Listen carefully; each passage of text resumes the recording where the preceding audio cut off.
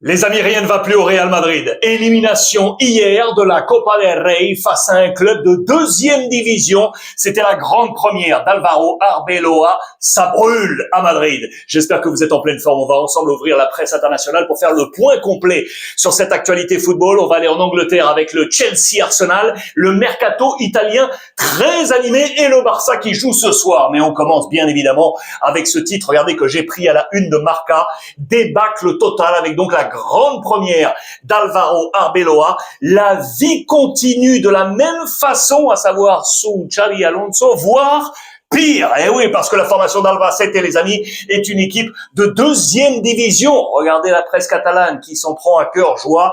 Le Real est à la rue. On parle de ridicule à la une de Sport en reprenant une image qui pourrait ressembler à ce qui se passait avec Xabi Alonso, sauf que maintenant c'est Arbeloa. Mais regardez l'attitude de Vinicius, c'est exactement la même chose. Le choix de la photo de la presse catalane. 11 joueurs du Real Madrid n'étaient pas là. C'est énorme. Ils sont tous ici. Militao, Trent, Rudiger, Ferland Mendy, Kylian Mbappé, Rodrigo, Courtois, Tchouaméni, Carreras, Bellingham et Brahim Diaz. Voici quel 11 a concocté pour la première fois Alvaro Arbeloa avec 5 joueurs issus formés à la cantera du Real Madrid avec Fran Garcia, avec Asensio, le petit jeune Jiménez, l'autre jeune ici, Sancho et devant bien évidemment Gonzalo Garcia. Voici l'ensemble de ce 11. Sont entrés en jeu notamment 3 classiques avec Alaba, Camavinga et Dani Carvajal, mais regardez les notes, ça a été ultra difficile côté Real Madrid avec un 0, vous le voyez, pour Alvaro Arbeloa. 7 défaites déjà pour le Real Madrid, qu'on juge, regardez en page intérieure, en chute libre du côté de Marca. Et regardez cette stat, voici les derniers entraîneurs à avoir perdu leur premier match. Alors, prise de fonction, premier match perdu, donc Arbeloa s'inscrit donc ici. Avant lui, Lopetegui en 2018, Bernd Schuster, Lopez Caro ou encore Carlos Queiroz, c'était en 2003. La déroute du côté du Real Madrid, les amis, c'est la 12e fois dans l'histoire du club que le Real est éliminé face à un club de catégorie inférieure. Regardez, c'était ici pour les 12. Albacete, donc la dernière fois, il faut remonter à 2020-2021. Vous vous en souvenez très certainement. Alcoyano qui avait éliminé le Real Madrid. C'est une machine à perdre des titres et on va y revenir parce qu'on raisonne là, bien évidemment, avec la Supercoupe perdue il y a quelques jours face au FC Barcelone. Et regardez ici la comparaison entre le président Florentino Pérez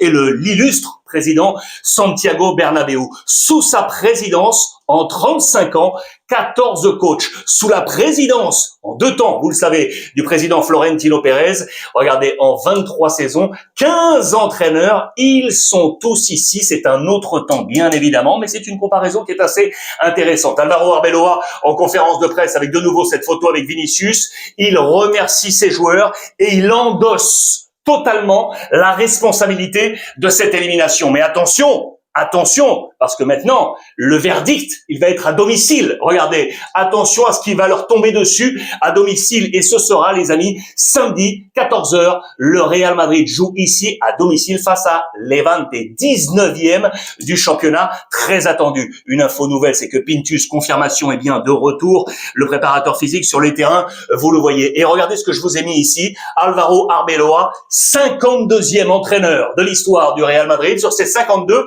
21 d'entre eux ont été joueurs du Real, et notamment les derniers, donc Arbeloa, Xabi, Alonso, regardez, Solari, Lopetegui, Zidane pour les 5 derniers. Si je prends Zizou, Xabi et Arbeloa, la coïncidence, regardez avec les copains de Score 90, regardez, en 2014, la 10e Ligue des Champions, eh bien les 3 anciens joueurs étaient là avec Carlo Ancelotti pour vous montrer que les 4 derniers entraîneurs du Real étaient ensemble en 2014 pour remporter cette Ligue des Champions. À distance, Kylian Mbappé a regardé ça.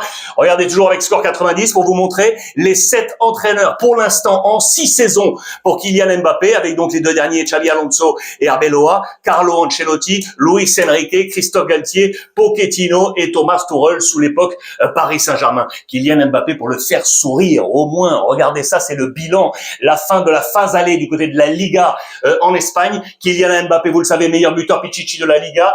Il est l'homme qui frappe le plus dans le top 5. Il est l'homme qui cadre le plus top 5. Il est l'homme qui marque le plus en dehors de la surface. Il est l'homme qui bute plus passe D, cumulé et top 5 devant Lamine Yamal. Et puis pour terminer avec le Real Madrid, regardez, vous connaissez ces petites fabrications sur les réseaux sociaux avec le père Alvaro Arbeloa qui, après seulement quelques jours à la tête du Real Madrid, a déjà pris un coup de vieux. Je le dis avec un sourire, bien évidemment, mais vous connaissez ce type de trouvailles sur les réseaux sociaux. Le Barça, de son côté, va donc pouvoir se lancer vers ce deuxième titre avec la Copa après la Supercoupe. Un deuxième titre qui tend les bras au Barça. Mais attention, car on va jouer sur la pelouse du Racing Santander. C'est la meilleure équipe de deuxième division, les amis. C'est une très bonne équipe et notamment avec lui, ce coach-là, José Alberto. Les amis, on nous dit qu'il est le Hansi Flick de deuxième division et on nous dit que le Racing Santander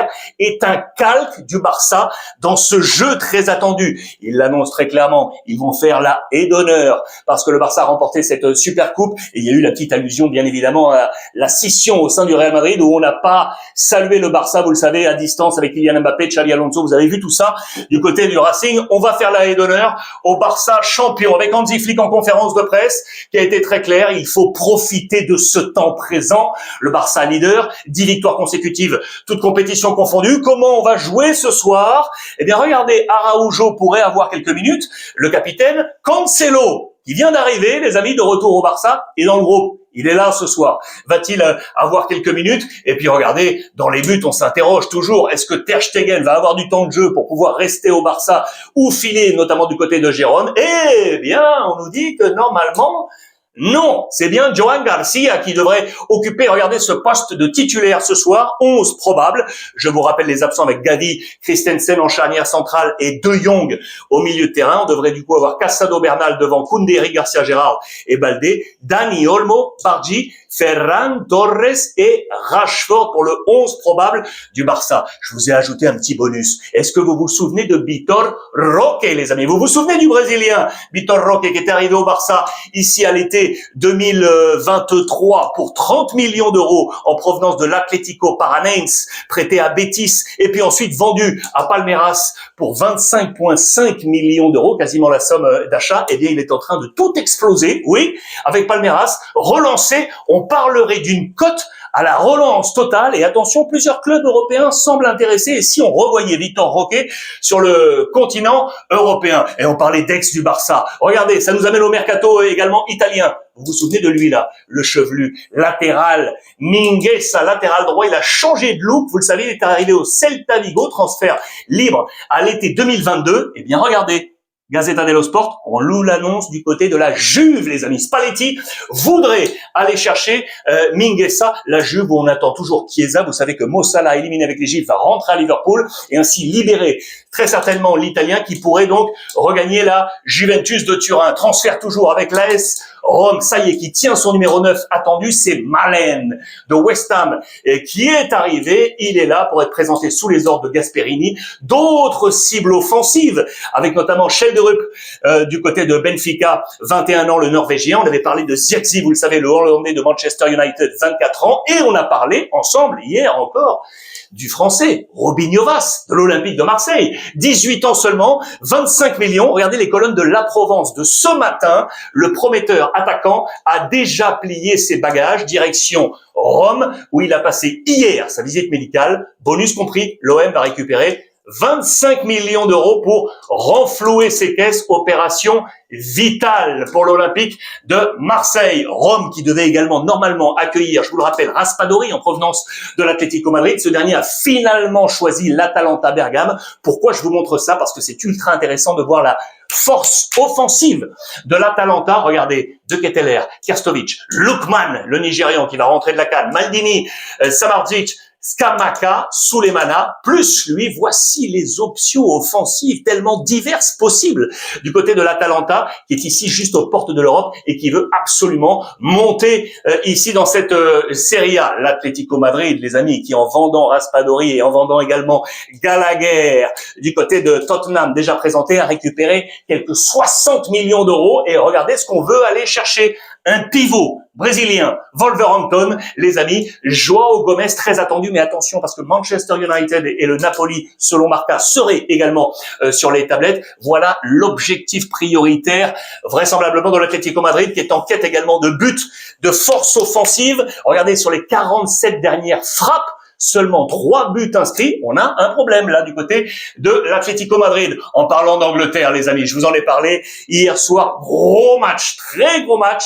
La première de Rosseignor à Chelsea, l'ancien entraîneur de Strasbourg. Match aller, League Cup, demi-finale à domicile face à Arsenal. Eh bien, regardez finalement cet Arsenal qui s'est imposé, les amis, 3-2 avec un énorme Gyökeres que vous voyez à la une de toute la presse et tous les tabloïds. Victor Gyökeres, on remplace le C de Victory par le K de Victor pour orchestrer tous ces jeux de mots. Ils sont vraiment, vous le voyez à la une de toute la presse. Je vous rappelle qui retrouveront en demi-finale, éventuellement, s'ils se qualifient donc avant le match retour, le vainqueur de Newcastle face à Manchester City, qui a pris les devants. Et donc, ici, une nouvelle fois, avec Liam Rosseignor. Je vous ai fait un petit bonus, parce que Rosseignor, il avait envie de prendre sa revanche. Est-ce que vous vous souvenez de ces images?